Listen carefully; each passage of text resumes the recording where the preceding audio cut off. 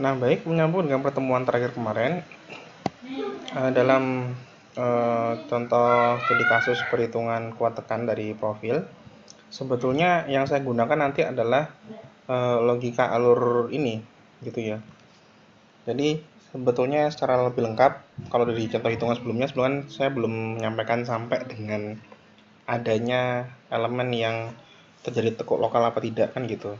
Nah, sebetulnya kan ada, sehingga sebetulnya yang namanya perhitungan kuat tekan itu diawali dengan ini, pengecekan apakah profilnya profil kompak apa tidak. Kalau tidak kompak maka sebisa mungkin diganti dulu, cari profil lebih kompak. Kemudian apakah kelangsingannya lebih dari 200 apa tidak. Kenapa kok 200? Karena kalau misalnya kelangsingannya lebih dari 200, itu artinya dia sudah terlalu langsing, jadi terlalu tipis profil botol tekannya. Sehingga kalau kurang lebih dari 200, maka ganti lagi profilnya, ganti lebih besar, sehingga nanti kelangsingannya akan lebih turun gitu ya. Nah, kalau ternyata memenuhi kelangsingan batangnya kurang dari 200, maka kita lanjutkan. Nah, ini yang menarik. Sebetulnya pada intinya mau profil IWF, profil UMP, profil siku, kecuali profil siku ya, profil lainnya itu yang dihitung berkali-kali sebenarnya ada nilai tegangan tekuk elastik FE gitu. Contoh profil IWF di ini ya, coba saya lihatkan. Nah, ini profil IWF dibilang itu harus dihitung dengan dua kondisi, yaitu kondisi tekuk lentur dan tekuk torsi gitu. Nah, profil UNP dihitung dengan dua kondisi, yaitu tekuk lentur dan tekuk torsi lentur gitu. Nah, jadi kan khusus pada profil IWF dan profil UNP itu perhitungannya adalah dua kali. Nah, apa yang dihitung dua kali? Sesungguhnya kita bisa menghemat perhitungan, tidak harus menghitung kuat tekannya dua kali, tapi yang dihitung dua kali adalah tegangan tekuk elastik atau FE-nya gitu. Ingat, pada profil UF dihitung dua kali, yaitu tekuk lentur dan tekuk torsi, dan profil UNP dihitung dua kali, ada tekuk lentur dan tekuk torsi lentur. Nah, apa artinya? Ini artinya. Nah, apa artinya? Artinya adalah pada profil IWF yang itu menghitung tekuk lentur dan tekuk torsi, yang dihitung dua kali sesungguhnya menurut saya ya, itu adalah FE-nya saja. Jadi kita menghitung dua kali FE lentur dan FE torsi. Diambil tekuk yang terkecil. Artinya apa? Kalau tegangan tekuk elastiknya lebih kecil, otomatis yang akan terjadi duluan. Contoh, ketika kita menghitung ternyata FE flexuralnya 100 sedangkan FE torsionalnya 98, maka bisa dipastikan profil IWF tersebut akan terjadi tekuk torsi karena FE-nya lebih kecil dan torsi, sehingga dia lebih kritis gitu.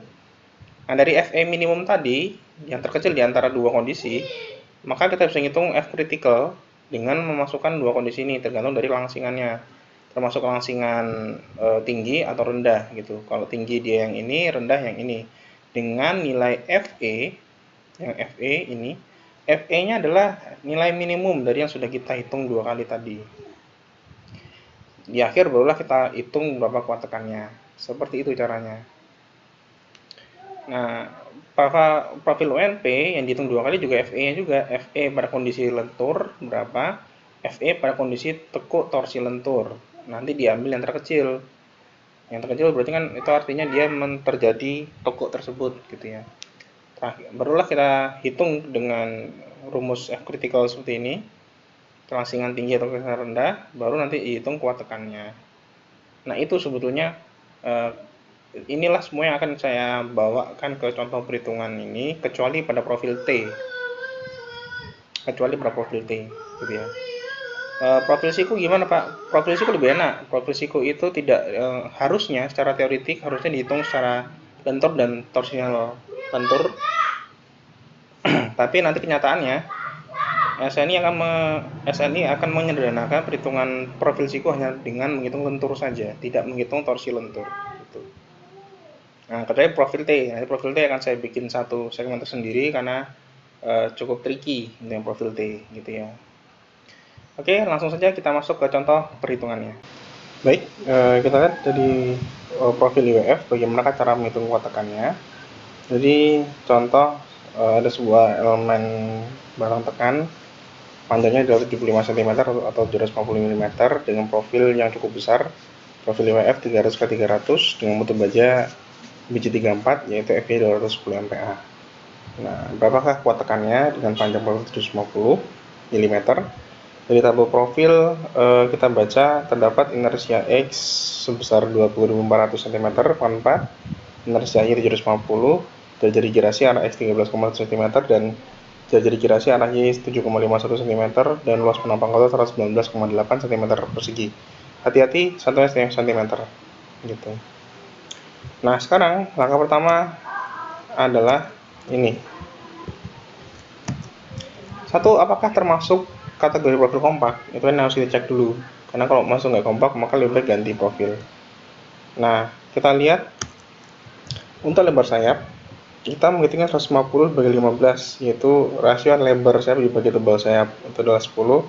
Sedangkan nilai batasnya 0,56 akar E per FY 17,28. Nah, di sini kan saya jelaskan dulu. Sayapnya 150 bagi 15. Ini aneh. Karena kan profil UF 300 ke 300 itu artinya kan lebar ini B itu 300 mili, hanya 300 mili. Nah, bagaimana mungkin di sini 150 gitu, bukan 300. Tebal sayapnya 15 mili, ini saya lihat dari tabel profil ya. Tapi yang pertanyaannya kenapa kok menggunakan 150 bukan 300 seperti lebar profilnya gitu. Nah, jawabannya ada di dalam SNI. Berikut ini adalah jawabannya. Nah, ini dia SNI-nya. Jadi untuk elemen tekan pada struktur yang menahan ASEAN tekan, kita lihat profil dari canai panas atau gilas panas atau pelat yang diproyeksikan dari profil I canai panas dengan kaki berdiri bebas dari sepanjang siku yang disambung dengan otak penerus sayap dari kanal dan sayap dari T. Kalimatnya cukup sulit, tapi untungnya SNI sudah memberikan contohnya. Nah, di sini rasio lebar terhadap tebal yang dimaksud di gambar ini jelas ini. Pada profil IWF, B yang dimaksud adalah lebar dari cantilevernya saja. Jadi bukan B yang keseluruhan.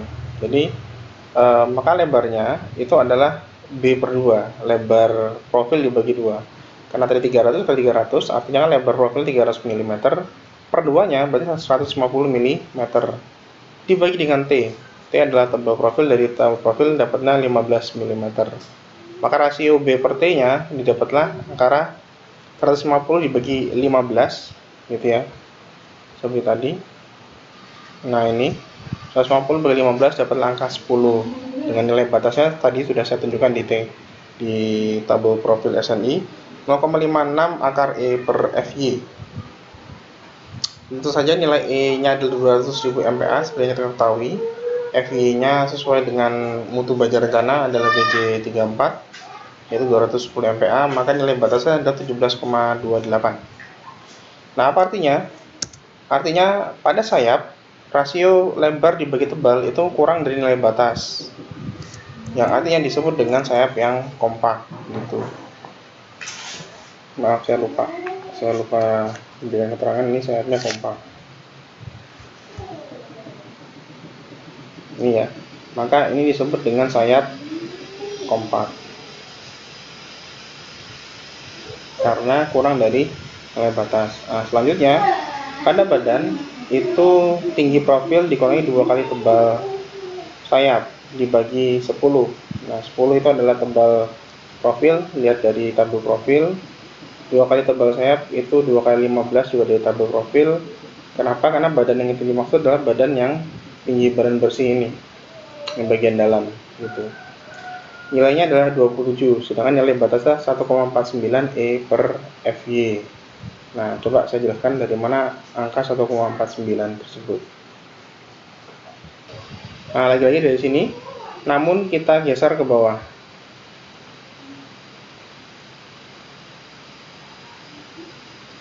Nah, hati-hati di sini ya, jangan terkecoh ya, bukan yang nomor 2 ini ya, bukan. Karena di sini disebut adalah sayap dari profil I yang tersusun dengan pelat atau siku yang diproyeksikan dari profil I tersusun. Maksudnya kalau yang ini itu profil I-nya bukan gilas panas, jadi bukan hasil cetakan dari pabrik baja, tapi dari hasil pengelasan plat ya, plat dilas memanjang gitu ya. Nah, sedangkan karena kita profil yang gilas panas ya, profil dari tabel profil, artinya memang diproduksi dari sebuah perusahaan baja, maka kita lanjut cari terus ke bawah yang ini, badan dari profil I simetris ganda dan kanal. Nah, kalau dilihatnya tinggi badan H-nya itu kan memang kelihatan tinggi bersih ya, tinggi bersih dari bagian dalam profil gitu. Nah, maka rasio lebar rotor barnya adalah H ini dibagi TW tadi harus lebih kecil daripada 1,49 akar E per FY. Itu asal muasalnya. Nah, dengan dimasukkan nilai E dan FY sesuai dengan rencana, maka terdapatlah angka 45,98. Artinya ini badannya juga termasuk yang kompak karena rasio lebar dibagi tebal itu kurang dari nilai batas. Kesimpulannya apa? Kesimpulannya karena sayap dan badan kompak, ini termasuk profil yang kompak. Seperti itu. Termasuk profil yang kompak. Nah, hati-hati, persyaratan kompak ini harus dua-duanya terpenuhi, baik sayap yang kompak maupun badan yang kompak tuh harus terpenuhi, tidak bisa salah satu, seperti itu. Lanjut ke kedua, ini termasuk batang apa? Batang yang langsing atau tidak langsing. Ini kehitungan F critical. Jadi kalau tidak langsing kita pakai tekuk in elastik, kalau yang langsing maka pasti dia tekuk yang elastik gitu. Ingat pada sebuah rangka, maka ini diasumsikan terhubung secara sendi dan sendi, maka nilai K-nya 1,0, panjang fisiknya adalah 250 mili dengan jari-jari girasi 75,1 itu dari sini. Jadi yang terkecil antara X dan Y, dan dari sentimeter diubah ke milimeter itu hati-hati, jangan sampai salah. Maka nilai KL per kita adalah 9,98 gitu, jauh lebih kecil dari 200 gitu. Maka artinya dia cukup tidak langsing gitu ya. Maka tidak sampai lebih dari 200, otomatis kita bisa tidak perlu ganti profil lagi. Profil kompak dan kelangsingan kurang dari 200, maka kita lanjut bisa menghitung kekuatan tekannya. Nah, kalau disadari kita lagi di fase ini. Sebentar saya tunjukkan. Nah, ini. Jadi barusan tadi itu kita lagi ngecek yang dua ini. Apakah elemennya kompak ternyata ya, saya benar-benar kompak. Salah satu saja tidak kompak, maka termasuk profil tidak kompak, maka harus ganti profil. Kata tidak, dia termasuk yang kompak gitu. Maka kita lanjut, kita hitung KL per R minimumnya. Tadi dapatnya 9,98, masih jauh dari 200. Jadi tidak perlu ganti profil, maka kita bisa lanjut ke perhitungan selanjutnya. Nah, selanjutnya kita menghitung nilai F elastic buckling stress atau tegangan tekuk elastik atau FE. Nah, pada profil IWF seperti permintaan SNI, profil IWF itu menghitung dua kali, yaitu tekuk lentur dan tekuk torsi.